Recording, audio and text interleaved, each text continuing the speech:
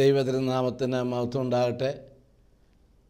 അനുഗ്രഹിക്കപ്പെട്ട ദൈവമക്കളെ, കർത്താവായിരിക്കുന്ന യേശുവിൻ്റെ നാമത്തിൽ മുന്നമേ വന്ദനം അറിയിക്കുന്നു.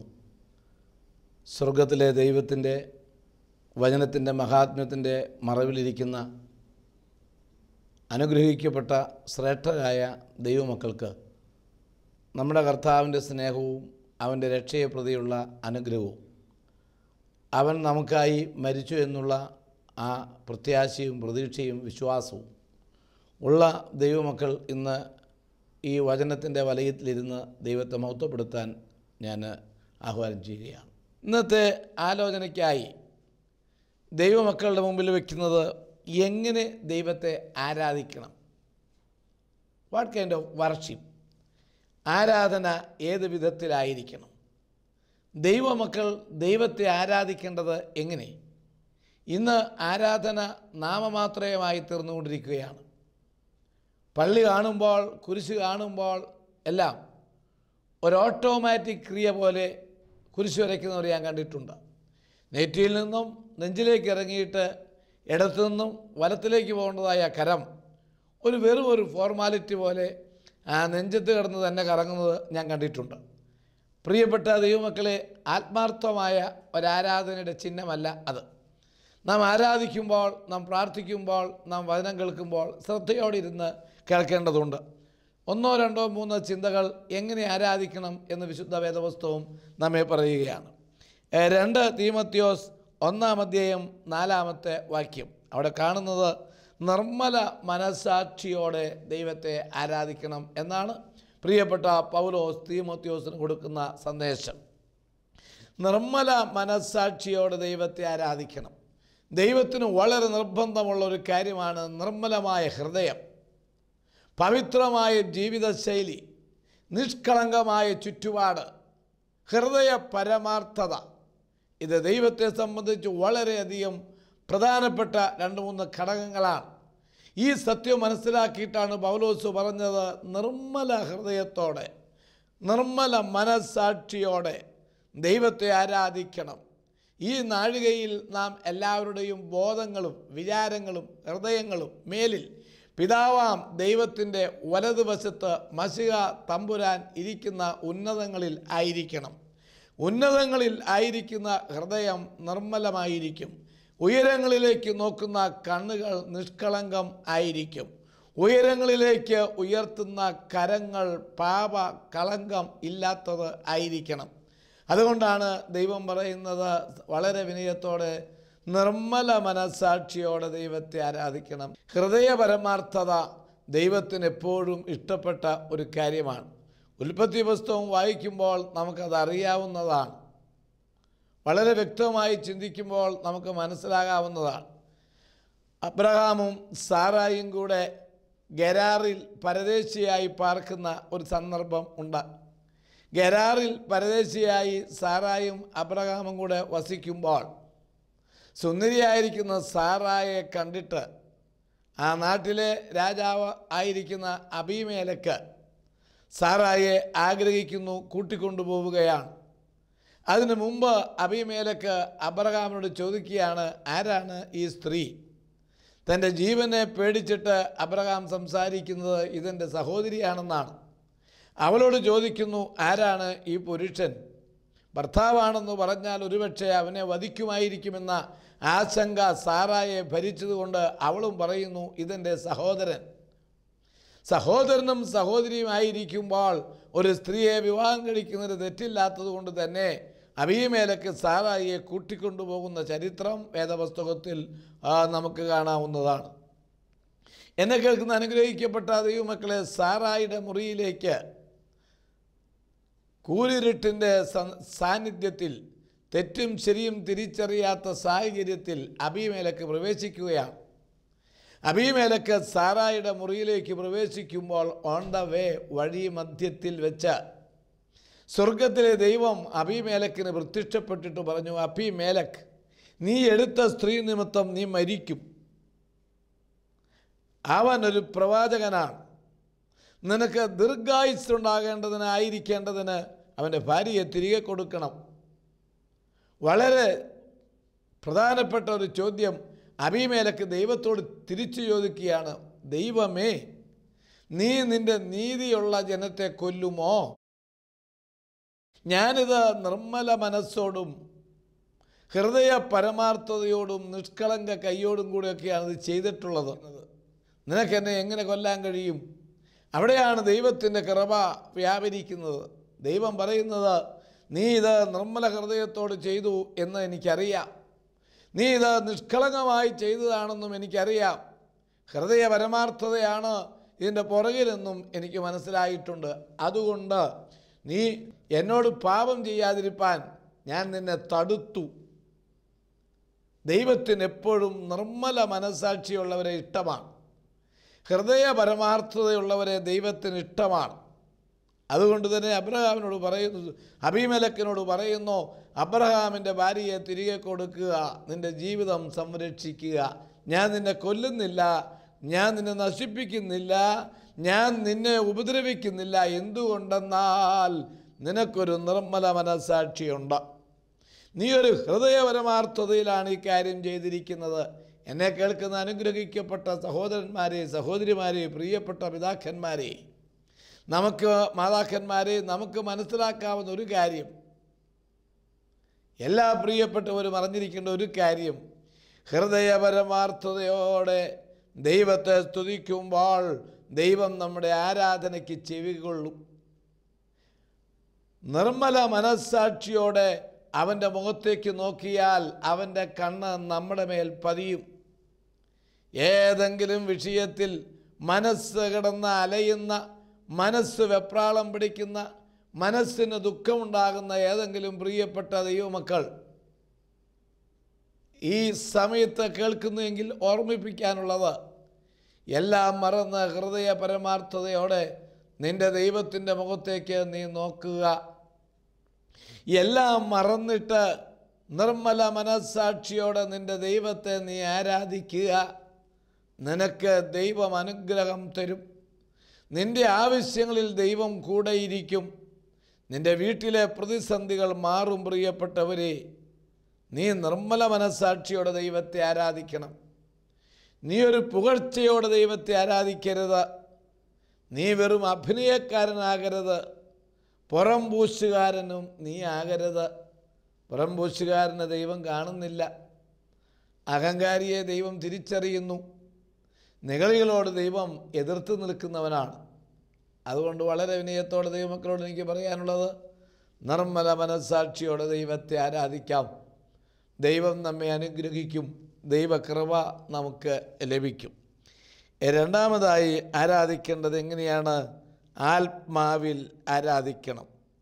ദൈവത്തിൻ്റെ ആത്മാവ് കൊണ്ട് ആരാധിക്കണം. ഫിലിപ്പിയ ലേഖനം 3-ാം അധ്യായം 3-ാമത്തെ വാക്യം വായിക്കുമ്പോൾ അത് കാണാവുന്നതാണ്. ഫിലിപ്പിയ 3:3 രേഖപ്പെടുത്തി വച്ചിരിക്കുന്നു, ആത്മാവിൽ ആരാധിക്കണം. സ്ത്രീയോട് യേശു പറഞ്ഞു, സ്ത്രീയെ ആ മലയിലും അല്ല ഈ മലയിലുമല്ല ആരാധിക്കേണ്ടത്, ആത്മാവിലും സത്യത്തിലും നീ ദൈവത്തെ ആരാധിക്കണം. ആത്മാവിലും സത്യത്തിലും ദൈവത്തെ ആരാധിക്കുമ്പോൾ ഞാൻ ആരാണെന്ന് നിനക്ക് തിരിച്ചു മനസ്സിലാകും. ആ സ്ത്രീ ഓടിച്ചെന്നിട്ട് നാട്ടുകാരോട് പറഞ്ഞ സാക്ഷ്യം, ഞാനൊരു പ്രവാചകനെ കണ്ടു എന്നാണ്. ഞാൻ ചെയ്ത കുറ്റങ്ങളൊക്കെ എന്നോട് പറഞ്ഞ, എൻ്റെ ബലഹീനതയെ എനിക്ക് ബോധ്യപ്പെടുത്തി തന്ന ഒരു ദൈവപുത്രനെ ഞാൻ കണ്ടു എന്നാണ്. അനുഗ്രഹിക്കപ്പെട്ട ദൈവമക്കളെ, സ്നേഹമുള്ളവരെ, മനസ്സിലാക്കുക, ആത്മാവിൽ ദൈവത്തെ ആരാധിക്കണം. ആത്മാവിലും സത്യത്തിലും ദൈവത്തെ സ്തുതിക്കണം. ദൈവം ആത്മാവാകുന്നു, റൂഹ വിവേകമാകുന്നു എന്നാണ് പെന്തക്കോസ്തിയിൽ നാം വായിക്കുന്നത്. ആത്മാവ് എന്നാണ് റൂഹ എന്ന് പറഞ്ഞാൽ അർത്ഥം. ആത്മാവ് നമുക്ക് വിവേകം തരികയാണ്. അവിവേകത്തെ ഇല്ലാതാക്കാൻ വേറൊരു മരുന്നും ലോകത്തിലില്ല. വിവേകത്തെ കിട്ടാൻ പരിശുദ്ധാത്മാവിനെ പ്രാപിക്കണം. ആ റൂഹ വിവേകമാകുന്നു എന്നാണ് അവിടെ വായിക്കുന്നത്. വിവേകം വേണം.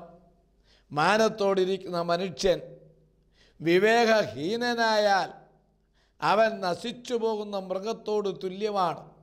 എന്നെ കേൾക്കുന്നവരെ, ഇന്ന് മൃഗീയത്വം കാണിക്കുകയാണ് ആളുകൾ. ആത്മനിറവ് നഷ്ടപ്പെടുത്തി വളരെ മ്ലേച്ഛകരമായ പാപങ്ങളിൽ ഏർപ്പെട്ടുകൊണ്ടിരിക്കുകയാണ്.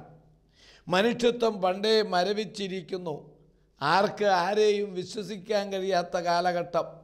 എല്ലാം പൊയ്മുഖങ്ങളായി തീർന്നിരിക്കുകയാണ്. ഞാനൊരു പുസ്തകത്തിൽ ഇങ്ങനെ വായിച്ചത് ഓർക്കുന്നുണ്ട്. പ്രായമുള്ള ഒരപ്പച്ചനും അമ്മച്ചിയും അവർ പലഹാരം ഉണ്ടാക്കിക്കൊണ്ട് ദിവസവും വിൽക്കുമായിരുന്നു. പലഹാരം സ്വന്തമായി പലഹാരം ഉണ്ടാക്കും.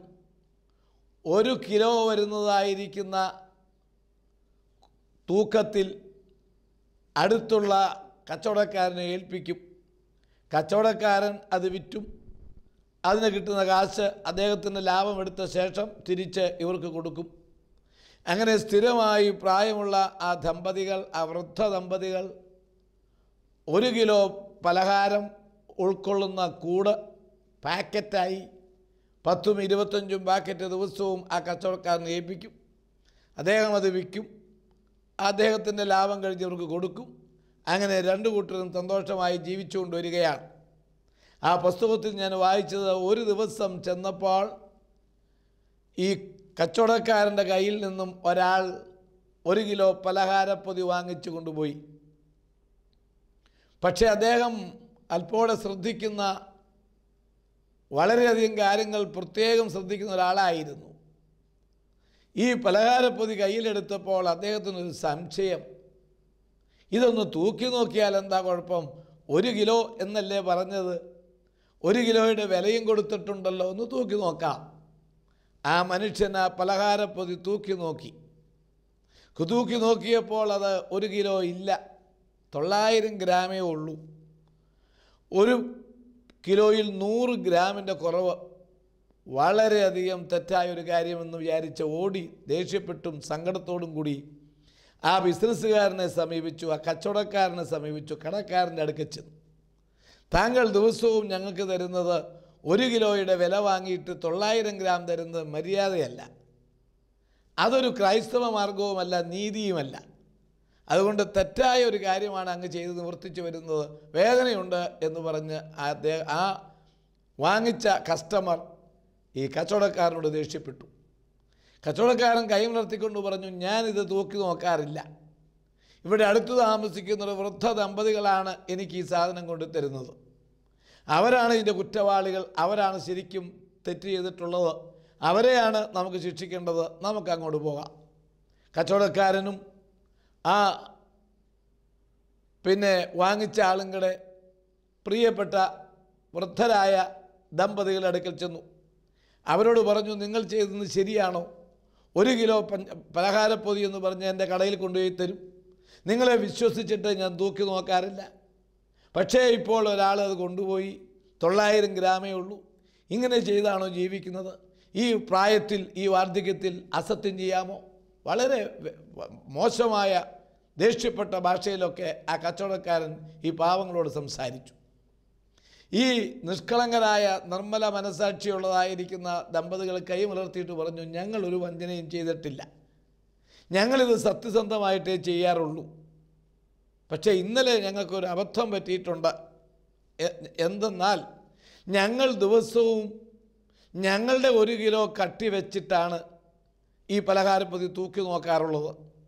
ഇന്നലെ എങ്ങനെയോ ഞങ്ങളുടെ കട്ടി കാണാതെ പോയി, നഷ്ടപ്പെട്ടു പോയി, എവിടെയോ ഇരിക്കുന്നതെന്ന് അറിയത്തില്ല. തിരക്കായപ്പോൾ കട്ടി നഷ്ടപ്പെട്ടു പോയപ്പോൾ എന്ത് ചെയ്യണമെന്ന് ആലോചിച്ച് വിഷമിച്ചപ്പോഴാണ് ഈ കച്ചവടക്കാരൻ്റെ കയ്യിൽ നിന്നും ഇന്നലെ 1 കിലോ ചെറുപയർ വാങ്ങിച്ചത് ഞങ്ങളുടെ ഓർമ്മയിൽ വന്നത്. 1 കിലോ ചെറുപയറിൻ്റെ പൊതി അവിടെ ഇരിക്കുന്നത് കണ്ടു. ഓ, കൃത്യമാണല്ലോ എന്ന് വിചാരിച്ച് ഞങ്ങൾ ഒരു തട്ടിൽ 1 കിലോ ചെറുപയർ വെച്ചു. അടുത്ത തട്ടിൽ ഞങ്ങൾ ആ പലഹാരപ്പൊതിയും വെച്ചു. അങ്ങനെ ഈക്വലാക്കിയിട്ടാണ് ഞങ്ങൾ കൊണ്ടുവിറ്റത്. പ്രിയപ്പെട്ട ദൈവമക്കളെ, അപ്പോഴാണ് ആ മേടിച്ചവർക്കെല്ലാം വിഷമമായത്. അപ്പോൾ താൻ 1 കിലോയ്ക്ക് പകരം 900 ഗ്രാമേ വിൽക്കാറുള്ളൂ എന്ന് ഞങ്ങൾക്ക് മനസ്സിലായി. ഏത് മനുഷ്യൻ്റെയും വക്രത ഇന്നല്ലെങ്കിൽ നാളെ വെളിച്ചത്തിൽ വരും. ദൈവമക്കൾ മറക്കരുത്, ഇന്നല്ലെങ്കിൽ നാളെ നമ്മളുടെ സകല പൊയ്മുഖങ്ങളും വെളിയിൽ വരും. പ്രാർത്ഥിക്കുക, ആത്മാവിൽ ദൈവത്തെ സ്തുതിക്കുക, വിവേകത്തോടെ ജീവിതം നടത്തുക. അനുഗ്രഹിക്കപ്പെട്ട ദൈവമക്കളെ എങ്ങനെ ആരാധിക്കണം? ശാന്തമായി, സമയം വളരെ വേഗത്തിൽ പോകുന്നു. ആത്മാവിൽ ആരാധിക്കുക, നിർമ്മല മനസ്സാക്ഷിയിൽ ആരാധിക്കുക. വീണ്ടും എങ്ങനെ ആരാധിക്കണം? 2 തീമോഥെയോസ് 1:4 നീതിയിൽ ആരാധിക്കണം. ദൈവം നീതിമാനാണ്. നീതി ദൈവത്തിന് നിർബന്ധമാണ്. നീതിയുള്ള ദൈവമാണ് നമ്മുടെ ദൈവം. അതുകൊണ്ട് നമ്മുടെ ആരാധന നീതിയോടുകൂടി ആയിരിക്കണം. യുക്തമായ ആരാധനയായിരിക്കണം. കളങ്കമുള്ള ആരാധനയായിരിക്കരുത്. നീതി പ്രവർത്തിക്കണം. ദൈവത്തിന് നീതി നിർബന്ധമാണ്. ദൈവം നീതിമാനാണ്. നീതി പ്രവർത്തിക്കുന്നവരെ ദൈവം ഒരിക്കലും നശിപ്പിക്കുകയില്ല. നീതിമാനോട് ദൈവത്തിന് അടുപ്പമുണ്ട്. നീതിമാനോട് ദൈവത്തിന് കൃപയുണ്ട്. നീതിമാൻ, ഓർക്കുക, തുണയില്ലാതിരിക്കുന്നത് ഞാൻ കണ്ടിട്ടില്ല. നീതിമാൻ്റെ സന്തതി അപ്പം യാചിക്കുന്നത് ഞാൻ കണ്ടിട്ടില്ല. ദൈവത്തെ നീതിയോടെ സ്തുതിച്ചാൽ, ദൈവത്തെ മഹത്വപ്പെടുത്തിയാൽ നിന്റെ സന്തതി അനുഗ്രഹിക്കപ്പെടും. നിന്റെ തലമുറ അനുഗ്രഹിക്കപ്പെടും. നീതി പ്രവർത്തിക്കുന്നവൻ്റെ തലമുറ അനുഗ്രഹിക്കപ്പെടും. അവന് യാചിക്കേണ്ടി വരികയില്ല. അർത്ഥം, അവൻ വിഷമിച്ച് ആളുകളുടെ മുമ്പിൽ ചെന്ന് അപമാനിതനാകേണ്ടത് വരികയില്ല. സ്വർഗത്തിലെ ദൈവം അവനെ കരുതും. കുറേനക്കാരൻ ശിമോൻ യേശുക്രിസ്തുവിൻ്റെ കുരിശ് ചുമന്നു. കുറേനക്കാരൻ ശിമോൻ, അവന് കിട്ടിയ ഭാഗ്യം, യേശുവിൻ്റെ കുരിശ് ചുമക്കാനുള്ള ഭാഗ്യം കിട്ടി അവന്. വാത്സല്യമുള്ള സ്നേഹമുള്ള ദൈവമക്കളെ, കർത്താവിൽ പ്രസിദ്ധനായ രൂഫോസ് അവൻ മകനായി പിറന്നു. ഓർക്കുക, അപ്പൻ കുരിശ് ചുമന്നാൽ ദൈവം അവനൊരു അനന്തര തലമുറയെ കൊടുക്കുന്നു. അവൻ പ്രസിദ്ധനാകും ദൈവത്തിൽ. അപ്പൻ നീതി പ്രവർത്തിച്ചാൽ മക്കൾ അനുഗ്രഹിക്കപ്പെടും. അപ്പൻ ദൈവത്തിൻ്റെ വചനമെടുത്താൽ മക്കൾ അനുഗ്രഹിക്കപ്പെടും. പ്രാർത്ഥിക്കുന്ന അപ്പച്ച, പ്രാർത്ഥിക്കുന്ന അമ്മച്ചി, നിൻ്റെ മക്കൾ ഒരിക്കലും നഷ്ടപ്പെട്ടു പോവുകയില്ല. തൽക്കാലത്തേക്ക് വളഞ്ഞു പോയാലും അവർ നേരെയാകും. തൽക്കാലത്തേക്ക് പ്രയാസം ഉണ്ടായാലും അവരെല്ലാം ഇന്നല്ലെങ്കിൽ നാളെ നേരെ വരും. വളഞ്ഞിരിക്കുന്ന ഏത് സസ്യവും പ്രകാശം കൊടുത്താൽ നിവർന്നു വരും. പ്രകാശത്തിലേക്ക് വരുമ്പോൾ വളവ് മാറും, കൂനു മാറും, നിവർന്നു നിൽക്കും. നീതിമാൻ്റെ സന്തതി അപ്പം യാചിക്കുകയില്ല. അർത്ഥം, നീതിമാൻ്റെ സന്തതിക്ക് ദോഷം വരത്തില്ല. നീതിമാൻ്റെ സന്തതി തോറ്റുപോകത്തില്ല. വളരെ വ്യക്തമായി പറയുന്നു, നമ്മുടെ മക്കൾ തോറ്റുപോകാതിരിക്കാൻ, നമ്മുടെ അനന്തര തലമുറ അധപ്പതിച്ചു പോകാതിരിപ്പാൻ, മദ്യത്തിനും മയക്കുമരുന്നിനും അടിമയായി നഷ്ടപ്പെട്ടു പോകാതിരിപ്പാൻ ദൈവമക്കളോട് എനിക്ക് പറയാനുള്ളത്, നീതി പ്രവർത്തിക്കുക. നീതിമാൻ പന പോലെ തഴക്കത്തേ ഉള്ളൂ. നീതിമാൻ ഒരിക്കലും പരാജയപ്പെടുകയല്ല. അവൻ തഴയ്ക്കുന്നതോടൊപ്പം അവൻ്റെ തലമുറയും അനുഗ്രഹിക്കപ്പെടും. എങ്ങനെ ആരാധിക്കണം? നീതിയോടുകൂടെ ദൈവത്തെ ആരാധിക്കണം. നീതിയുള്ള ഹൃദയമുണ്ടാകണം. നീതിയുള്ള ചിന്തയുണ്ടായിരിക്കണം. പ്രവൃത്തി നീതിപരമായിരിക്കണം. അയൽവാസിയുടെ വരമ്പ് അതിർ മാറ്റിവെക്കുമ്പോൾ ഓർക്കുക, ഇത് നീതിയല്ല. കൊള്ളപ്പലിശയും കൊള്ളലാഭവും മേടിക്കുമ്പോൾ ഓർക്കുക, ഇത് നീതിയല്ല. മറ്റൊരുത്തിനെ പരിഹസിക്കുകയും മനഃപൂർവ്വം ഉപദ്രവിക്കുകയും ചെയ്യുമ്പോൾ ഓർക്കുക, ഇത് നീതിയല്ല. മറ്റൊരുത്തിൻ്റെ അപഹരിച്ചെടുക്കുമ്പോൾ ഓർക്കുക, നീതിയല്ല. നിൻ്റെ ബുദ്ധിയിൽ മറ്റൊരുത്തിനെ നീ ഇല്ലാതാക്കി തീർക്കുമ്പോൾ നീതിയല്ല. നിനക്കൊരനന്തര തലമുറയുണ്ട്. അവർ കഷ്ടമനുഭവിക്കും. അവർ യാതനാസ്ഥലത്ത് നിൽക്കേണ്ടവരും. അതുകൊണ്ട് എന്നെ കേൾക്കുന്നവരെ, നീതിയിൽ ആരാധിക്കുക. ജീവനില്ലാത്ത ദൈവത്തെ അല്ല, ജീവനുള്ള ദൈവത്തെയാണ് നാം തിരിച്ചറിയേണ്ടത്. നിങ്ങൾക്ക് മന്ന മരുഭൂമിയിൽ തന്നത് മോശയല്ല, എൻ്റെ പിതാവാണെന്നുള്ള തിരിച്ചറിവ് നമുക്കുണ്ടാകണം. എൻ്റെ ദൈവം നീതിമാനാണ്, അവൻ ജീവനുള്ള ദൈവമാണ്, അവൻ നടുവിൽ നിൽക്കുന്ന ദൈവമാണ്, പ്രതിസന്ധിയിൽ അവൻ നമ്മെ കരകയറ്റുന്ന ദൈവമാണ്, അവൻ മരിച്ച ദൈവമല്ല, ജീവിക്കുന്ന ദൈവമാണ്. റോമ കൈസറുടെ കല്ലറയിൽ എന്നേക്കും ഒതുങ്ങിയവനല്ല എൻ്റെ യേശു. കല്ലറയെ തകർത്തിട്ട് മൂന്നാം ദിവസം ഉയർത്തെഴുന്നേറ്റ് സ്വർഗത്തിൽ എന്നേക്കും ജീവിക്കുന്ന യേശു. ഹല്ലേലൂയ, സ്തോത്രം. ആ ജീവനുള്ള ദൈവത്തെ ആരാധിക്കണം. തീക്കട്ടയോട് ചേർന്ന് നിൽക്കുമ്പോഴേ നമുക്ക് തീക്കട്ടയാകാൻ പറ്റത്തുള്ളൂ. കരിക്കട്ടയോട് ചേർന്ന് നിന്നാൽ നാം കരിക്കട്ടയായി തന്നെ നിൽക്കത്തേ ഉള്ളൂ. ജീവനുള്ള ദൈവത്തെ ആരാധിക്കുമ്പോഴാണ് നമുക്ക് ജീവൻ കിട്ടുന്നത്. ഞാൻ നിങ്ങൾക്ക് ജീവൻ തരാൻ വന്നു, സമൃദ്ധിയായി തരാൻ വന്നവനാണ്. നമ്മുടെ ദൈവം അവൻ്റെ രക്തത്താൽ നമ്മെ വീണ്ടെടുത്തിരിക്കുന്നു, നമ്മെ ജീവിപ്പിച്ചിരിക്കുന്നു. മുമ്പേ നിങ്ങൾ ദൂരസ്ഥരായിരുന്നു, മുമ്പേ നിങ്ങൾ പരദേശികളായിരുന്നു, ഇപ്പോഴോ നിങ്ങൾ സമീപസ്ഥരാണ്. യേശുവിൻ്റെ മരണത്താൽ, യേശുവിൻ്റെ രക്തച്ചൊരിച്ചിലാൽ, അവൻ്റെ അടിപ്പിണരുകളാൽ നമുക്ക് സൗഖ്യം വന്നിരിക്കുന്നു. ആരാധിക്കേണ്ടത് ആരെ? ജീവനുള്ള ദൈവത്തെ ആരാധിക്കണം. ചത്ത ദൈവമല്ല, ജീവനുള്ള ദൈവമാണ് നമ്മുടെ ദൈവം. അവൻ എന്നേക്കും ജീവിക്കുന്ന ദൈവമാണ്. അവൻ മടങ്ങി വരുന്ന ദൈവമാണ്. കണ്ടിട്ടില്ലാത്തതും ചെവി കേട്ടിട്ടില്ലാത്തതും ഒരു മനുഷ്യൻ്റെ ഹൃദയത്തിൽ പോലും നനയ്ക്കാത്ത വലിയ രക്ഷ നമുക്കായി ഒരുക്കി വെച്ച് നമുക്ക് വേണ്ടി വാദപ്രതിവാദം നടത്തുന്ന സ്വർഗത്തിലെ ദൈവമാണ് നമ്മുടെ കർത്താവ്. വെട്ടല്ല പിതാവേ, വെട്ടിക്കളയല്ലേ, ഒരിക്കൽ കൂടെ നനയ്ക്കട്ടെ, ചെത്തട്ടെ, വളമിടട്ടെ എന്ന് നമുക്ക് വേണ്ടി വാദിക്കുന്ന സ്വർഗത്തിലെ ദൈവപുത്രൻ. അവൻ ജീവനുള്ള ദൈവപുത്രനാണ്. അവൻ കല്ലല്ല, അവൻ തടിയല്ല, അവൻ ജീവനുള്ള ദൈവമാണ്. അവന് കേൾവിയുണ്ട്, അവന് ദൂരപരിധി ഇല്ല. അവൻ സർവശക്തനായ ദൈവമാണ്. ഈ ദൈവത്തെ ആരാധിക്കണം, ജീവനുള്ള ദൈവത്തെ സ്തുതിക്കണം. അവൻ പറഞ്ഞു, ഞാൻ പോകുന്നു നിങ്ങൾക്ക് സ്ഥലമൊരുക്കുവാൻ.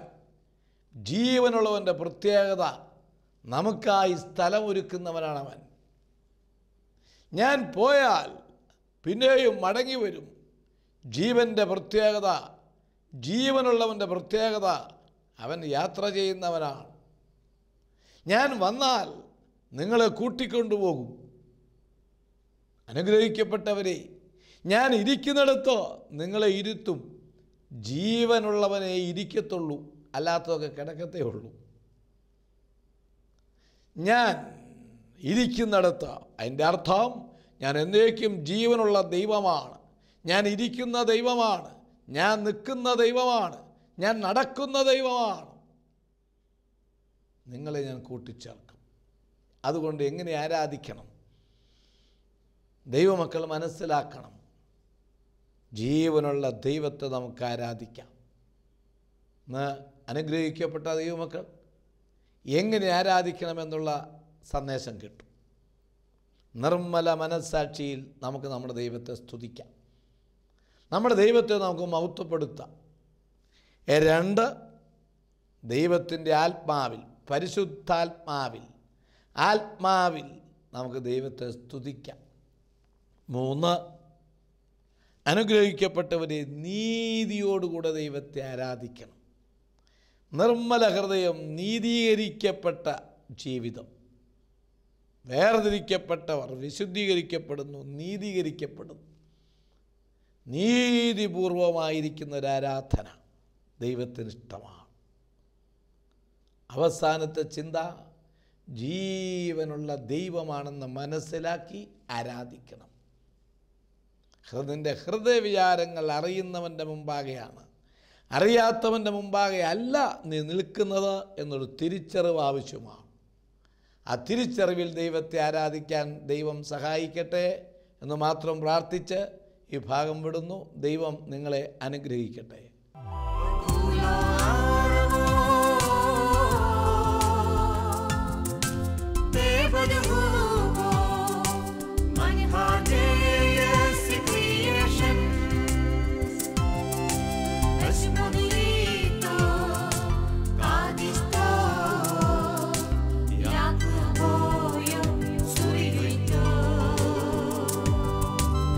Somebody